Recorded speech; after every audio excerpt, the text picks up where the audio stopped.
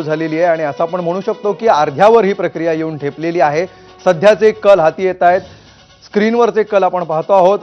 70 पैकी 58 जागांचे कल हाती आलेले आहेत। त्याच्यामध्ये आप आणि भाजप हे दोघंही सध्या 28-28 अशा ठिकाणी आघाडीवर आहेत, तर काँग्रेसनं 2 ठिकाणी आघाडी घेतल्याचं सध्या चित्र आहे।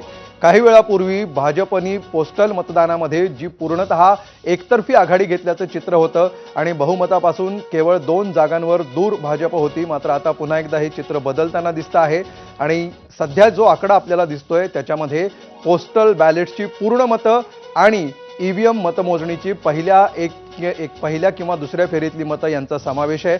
अजूनही 70 पैकी 58 जागांचे कल हाती आलेले आहेत, म्हणजेच अजून 12 जागांचे कल हाती यायचे बाकी आहेत। या 12 जागा नेमक्या कोणाच्या पारड्यात जातात हे सुद्धा काही क्षणातच स्पष्ट होणार आहे। मात्र सध्याची जर हायलाइट आपण म्हणायची तर भाजप आणि आपमध्ये सध्या काटेकी टक्कर असल्याचं चित्र आहे।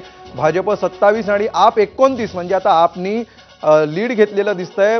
भाजपला ओव्हरटेक करून आपनी आता एका जागेवर अधिक लीड घेतल्याचं सध्या चित्र आहे। एकूण 57 पैकी आता 28 जागांवर आप आणि भाजप 27 जागांवर आघाडी आहे। क्षणाक्षणाला हे कल बदलताना दिसत आहेत आणि याविषयी आपण अधिक माहिती घेण्यासाठी गणेश ठाकूर सध्या आपल्या सोबत आहेत। गणेश, ज्या प्रकारे आपण बोलत होतो थोडी देर और ठहर जा, तर थोड्या वेळाने काय